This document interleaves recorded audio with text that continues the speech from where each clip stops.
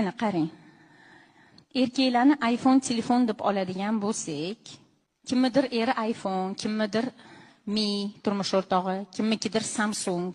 Misol uchun, ayollar korobkadan chiqqan zaryadchiga erkaklar.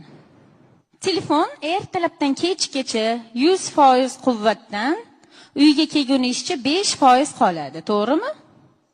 Keyin uni zaryadkaga tiqqaningizdan keyin yana quvvat olishni boshlaydi.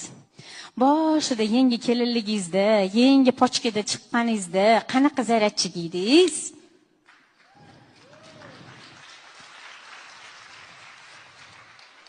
Hozir aytingmi qanaqa zaryadchisiz? Ertalabgacha tiqib qo'ysa ham 3% olasiz bor-ku.